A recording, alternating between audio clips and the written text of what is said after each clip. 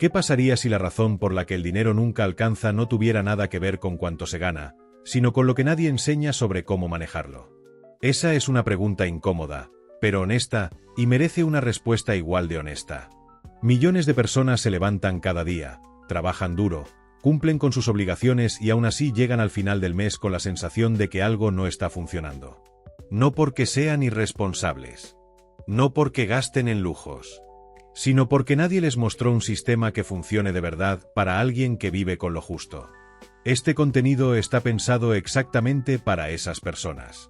Para quienes sienten que ahorrar es una meta que solo existe para los que ganan bien, para quienes han intentado recortar gastos y no han visto resultados, y para quienes quieren disfrutar de su vida sin que cada pequeño placer venga acompañado de culpa financiera. Lo que se comparte aquí no es teoría inventada en una oficina, sino principios que han funcionado en la práctica para personas reales con ingresos reales y limitados. Lo primero que hay que desmantelar es una creencia que frena a más gente de lo que parece: la idea de que ahorrar es algo que se empieza a hacer cuando las condiciones mejoran. Ese pensamiento es una trampa muy bien disfrazada. La realidad es que las condiciones rara vez mejoran solas, y esperar el momento perfecto para empezar a ordenar las finanzas es, en la práctica, una manera de no empezar nunca. El momento para empezar siempre es hoy, con lo que se tiene. El primer paso concreto y sin excusas es registrar cada gasto durante un mes completo. Cada café, cada pasaje, cada compra pequeña, cada transferencia que se hace sin pensar. Este ejercicio parece simple y hasta aburrido, pero tiene un efecto revelador que muy pocas personas están preparadas para enfrentar con honestidad. Ver en papel o en pantalla a dónde fue cada peso del mes anterior es, para la mayoría de las personas, una experiencia que cambia algo por dentro. Lo que ese registro revela con frecuencia es la presencia de los llamados gastos hormiga. Son esos desembolsos pequeños y repetitivos que, vistos de manera individual, parecen completamente insignificantes, pero que sumados al final del mes representan una cantidad que hubiera podido usarse de manera mucho más inteligente. Un café diario de $2 son $60 al mes. Una suscripción digital que se usa de vez en cuando puede ser $10 o $15 más. El snack de la tarde, la botella de agua embotellada, el delivery del domingo. Cada uno de esos gastos tiene una justificación en el momento, pero el conjunto puede representar el margen de ahorro que la persona jura que no existe. La clave no es eliminar todos esos gastos de golpe, porque eso equivale a aplicar una dieta extrema que dura una semana antes de que el cuerpo y la mente se rebelen. La clave es identificar cuáles de esos gastos producen un placer real y cuáles son simplemente hábitos automáticos que se pagan sin disfrutarlos conscientemente. Ese café de la mañana puede ser un ritual que le da alegría a alguien y vale cada centavo. O puede ser una costumbre que se repite sin pensarlo porque siempre se ha hecho así. La diferencia entre los dos escenarios la conoce solo quien se toma el tiempo de observarse con honestidad. Una vez que se tiene claridad sobre los gastos reales, llega el momento de construir un presupuesto. Muchas personas escuchan esa palabra y sienten algo parecido a la resistencia, como si un presupuesto fuera una jaula que les quitaría libertad. En realidad, es exactamente lo contrario. Un presupuesto es un plan, y tener un plan es lo que da libertad de verdad, porque permite gastar sin culpa dentro de los límites que uno mismo definió con anticipación. Uno de los métodos de presupuesto más accesibles para personas con ingresos ajustados es el conocido como 50-30-20. La lógica es sencilla. El 50% del ingreso neto se destina a las necesidades básicas como arriendo, alimentación, transporte y servicios. El 30% va hacia los gustos, el ocio y los pequeños placeres de la vida. Y el 20% restante se reserva para el ahorro y las metas financieras. Este esquema no es una fórmula rígida, sino una guía que puede adaptarse a cada realidad. Para quien vive con un ingreso muy limitado, llegar al 20% de ahorro desde el primer mes puede ser difícil o imposible, y aceptar eso sin frustrarse es parte del proceso. Lo que no puede negociarse es el principio detrás del método. El ahorro debe ser el primer gasto del mes, no lo que queda al final. Si se espera a que sobre dinero para ahorrar, nunca va a sobrar. Siempre habrá algo que justifique gastar ese remanente antes de que llegue la oportunidad de guardarlo. Existe un concepto simple pero transformador conocido como págate primero a ti mismo. La idea es que, apenas llega el ingreso mensual, una cantidad predefinida debe ir directamente a una cuenta de ahorro antes de pagar cualquier otra cosa. Esa cantidad puede ser el 5% del ingreso, puede ser el 10%, puede ser incluso menos al principio. Lo que importa no es el monto inicial, sino la constancia. Un ahorro pequeño pero sostenido en el tiempo vale infinitamente más que grandes intenciones que nunca se materializan. Abrir una cuenta bancaria separada exclusivamente para el ahorro es una acción práctica que puede marcar una diferencia notable. Cuando el dinero ahorrado está mezclado con el dinero del día a día en la misma cuenta, la tentación de usarlo es constante y muy difícil de resistir. Cuando está en una cuenta distinta, preferiblemente sin tarjeta de débito asociada o con un acceso ligeramente más difícil, la barrera psicológica hace su trabajo. El dinero sigue siendo accesible en caso de una verdadera emergencia, pero no está al alcance del impulso del momento. Muchos bancos permiten programar transferencias automáticas desde la cuenta principal hacia la cuenta de ahorro el mismo día en que llega el salario. Esta automatización elimina el factor humano del proceso, que es justamente el eslabón más débil de cualquier sistema financiero personal. Cuando el ahorro es automático, no depende de la voluntad ni del estado de ánimo del día. Simplemente ocurre, mes tras mes, sin que nadie tenga que tomar ninguna decisión. Los gastos fijos son otra área donde existe un margen de mejora que muchas personas no han explorado porque les parece complicado o incómodo. El plan de telefonía móvil, el servicio de Internet, las suscripciones digitales, el seguro del auto si lo hay, todos esos gastos que llegan puntualmente cada mes sin que nadie los cuestione. Revisarlos una vez al año y preguntar si hay opciones más económicas disponibles es un hábito que puede liberar un flujo constante de dinero hacia el ahorro con un esfuerzo mínimo. Las empresas de servicios, en general, tienen tarifas mejores disponibles para quienes las piden. Muchos clientes pagan tarifas más altas simplemente porque nunca llamaron a negociar. Una llamada de 10 minutos puede resultar en un descuento mensual que, multiplicado por 12 meses, representa un ahorro real. El peor resultado posible de esa llamada es que digan que no, lo cual no empeora en nada la situación actual. La alimentación es el gasto variable con mayor potencial de optimización para la mayoría de las personas. No se trata de comer peor, sino de comer de manera más inteligente desde el punto de vista financiero. Cocinar en casa en lugar de comprar comida preparada todos los días es, por regla general, considerablemente más económico. Una comida cocinada en casa para 4 personas puede costar lo mismo que un almuerzo comprado afuera para una sola persona. Planificar el menú de la semana antes de ir al supermercado tiene un impacto directo y medible en el gasto en alimentación. Cuando se va a comprar sin un plan, el carrito se llena de productos que parecen buena idea en el momento pero que a veces terminan en la basura sin usarse. Una lista elaborada en función de comidas concretas planificadas para la semana reduce el desperdicio, evita las compras impulsivas y permite aprovechar ofertas de manera estratégica. Comprar productos de marca propia o genérica en lugar de marcas reconocidas es un ajuste que mucha gente resiste por razones más emocionales que prácticas. Para la gran mayoría de los productos básicos, la diferencia en calidad es mínima o directamente inexistente, pero la diferencia en precio puede ser de entre el 20 y el 40%. Aplicado a una compra mensual completa, ese porcentaje se convierte en una cantidad concreta de dinero que puede ir directamente al ahorro. Los mercados locales, ferias barriales o tiendas de barrio suelen ofrecer frutas, verduras y proteínas a precios que los supermercados grandes difícilmente igualan. Explorar estas opciones de compra como parte de la rutina semanal no requiere grandes esfuerzos y puede representar un ahorro significativo a lo largo del mes. Además, los productos suelen ser más frescos, lo que reduce el desperdicio por deterioro. Más allá de los números, existe una dimensión psicológica en la relación con el gasto que es fundamental entender para poder cambiarla. Muchas personas gastan como respuesta a estados emocionales. Gastan cuando están estresadas, aburridas, tristes o ansiosas. Ese patrón, conocido como compra emocional, puede estar destruyendo silenciosamente cualquier esfuerzo de ahorro, y su causa no tiene nada que ver con el nivel de ingresos. Identificar los propios patrones de gasto emocional requiere honestidad y observación. ¿Se tiende a gastar más después de un día difícil? ¿El aburrimiento lleva a revisar tiendas en línea y terminar comprando algo no planificado? ¿La ansiedad dispara el impulso de pedir comida a domicilio? Reconocer esos detonantes es el primer paso para interrumpir el ciclo. No se trata de suprimir las emociones, sino de encontrar maneras de manejarlas que no comprometan el presupuesto. Una herramienta práctica y efectiva para combatir la compra impulsiva es la regla de las 48 horas. Cada vez que surge el deseo de comprar algo que no estaba en el plan, en lugar de hacerlo de inmediato, se espera 2 días. Si pasado ese tiempo el deseo sigue siendo igual de fuerte y la compra sigue pareciendo justificada, se evalúa si cabe dentro del presupuesto.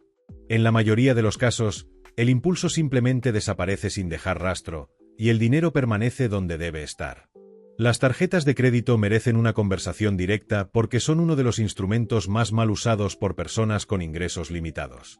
Bien utilizadas, pueden ofrecer beneficios reales como puntos, millas o cashback, y ayudan a construir historial crediticio. Mal utilizadas, se convierten en una trampa de deuda cara y difícil de salir. La regla es simple: nunca gastar con la tarjeta algo que no se tiene en la cuenta bancaria para cubrirlo en ese momento. La tarjeta es un medio de pago, no una extensión del ingreso. Para quien ya tiene deudas de tarjeta de crédito acumuladas, la prioridad financiera número 1 antes de cualquier meta de ahorro es eliminarlas. El método avalancha propone pagar el mínimo en todas las deudas y destinar cualquier dinero extra a la que tiene la tasa de interés más alta. Una vez cancelada esa deuda, el dinero liberado se suma al pago de la siguiente, y así sucesivamente. Este método minimiza el total de intereses pagados y es matemáticamente el más eficiente. Para quienes necesitan motivación psicológica más que optimización matemática, el método bola de nieve propone empezar pagando la deuda más pequeña, independientemente de su tasa de interés. Cancelar una deuda completa rápidamente genera una sensación de logro que impulsa a continuar con el proceso. Ambos métodos funcionan, y la persona debe elegir el que mejor se adapta a su manera de relacionarse con el dinero. Una vez que las deudas están bajo control, el siguiente objetivo debería ser construir un fondo de emergencia. Este es, probablemente, el concepto más importante en toda la educación financiera básica, y también el más ignorado. Un fondo de emergencia es una cantidad de dinero reservada exclusivamente para cubrir gastos inesperados, una reparación urgente, un problema de salud, la pérdida temporal de ingresos. Sin este colchón, cualquier imprevisto se convierte en una crisis financiera que casi inevitablemente genera deuda.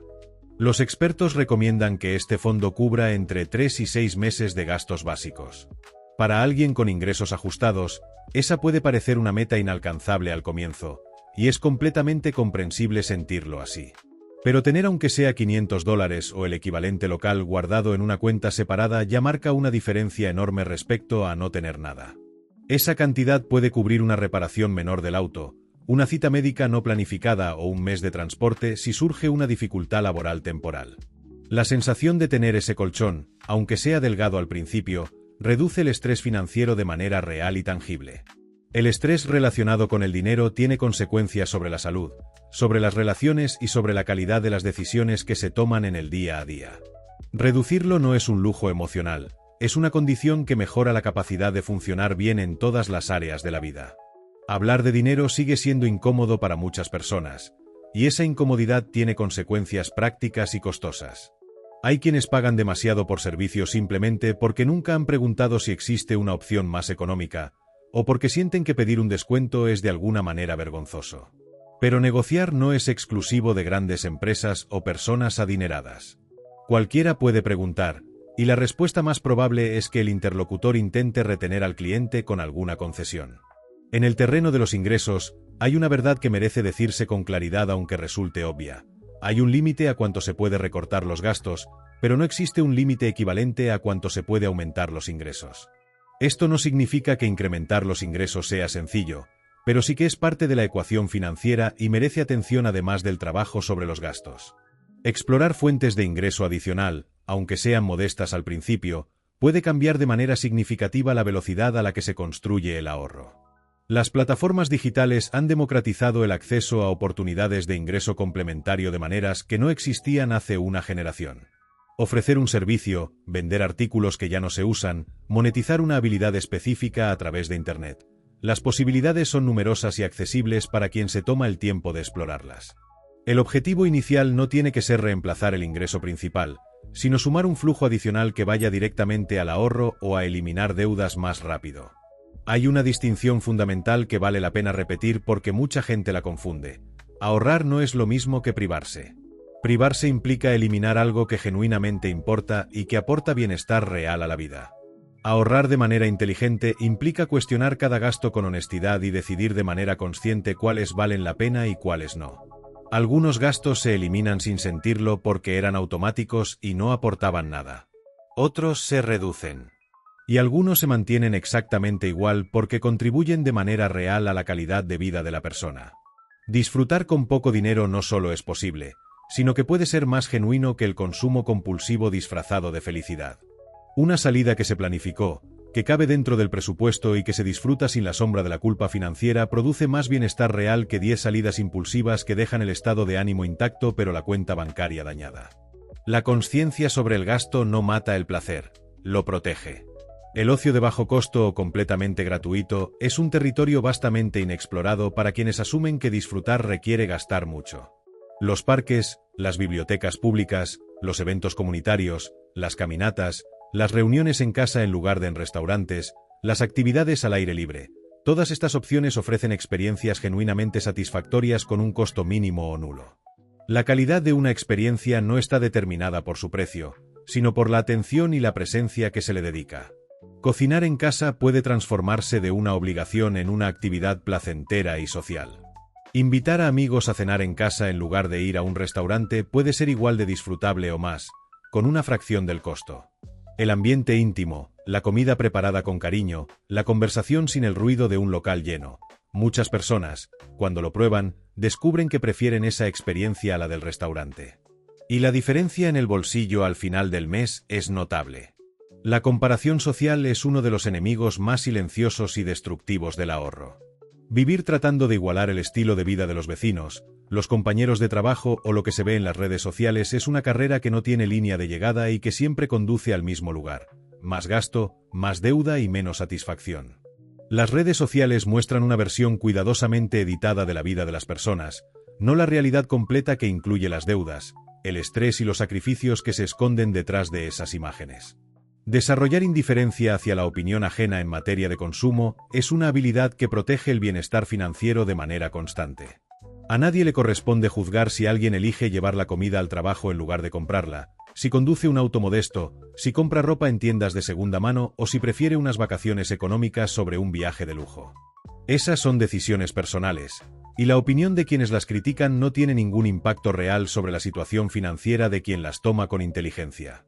Las tiendas de segunda mano son un recurso extraordinariamente subutilizado. Ropa, muebles, libros, electrodomésticos, utensilios de cocina. Es posible encontrar artículos de excelente calidad a precios muy inferiores a los del mercado nuevo. El estigma que alguna vez rodeó a estas tiendas está cambiando de manera notable, especialmente entre las generaciones más jóvenes, que las han convertido en una opción de consumo valorada tanto por su aspecto económico como por su impacto ambiental. Las personas que logran ahorrar de manera consistente con ingresos limitados comparten, en general, una característica fundamental: la paciencia.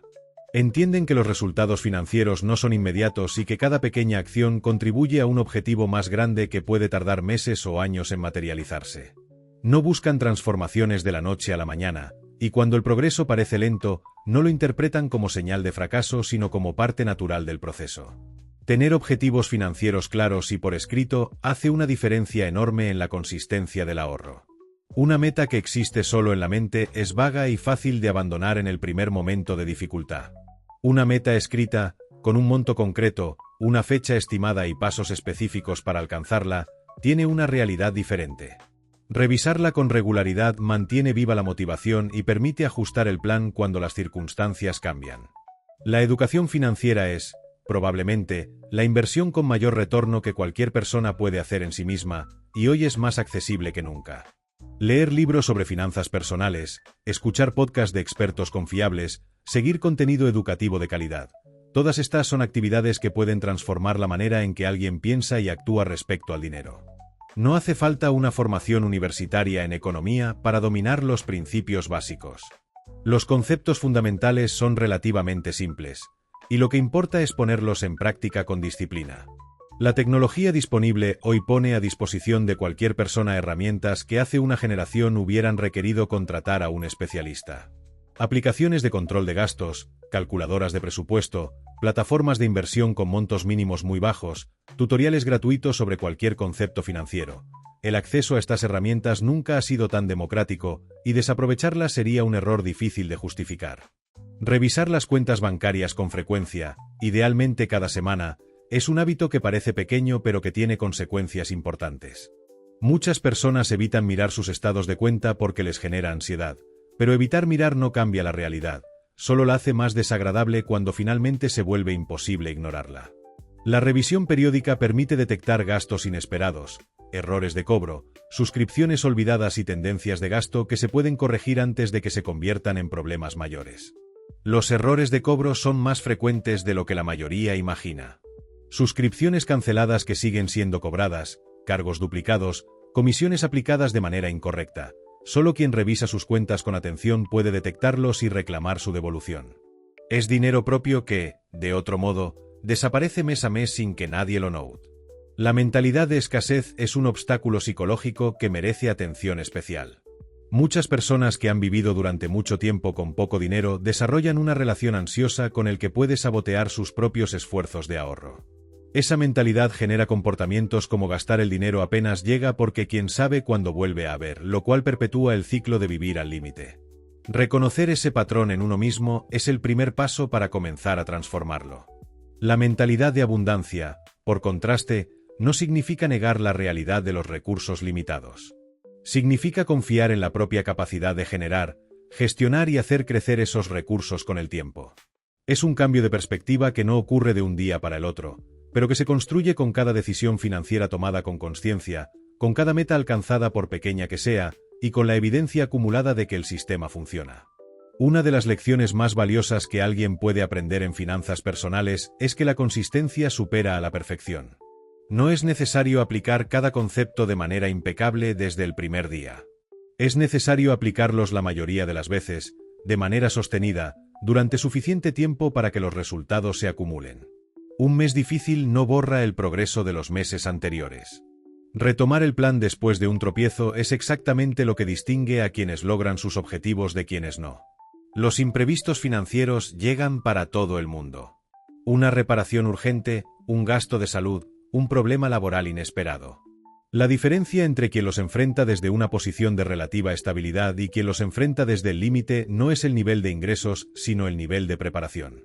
Cada peso ahorrado hoy es una cuota de tranquilidad para el día en que algo sale mal, y ese día siempre llega tarde o temprano.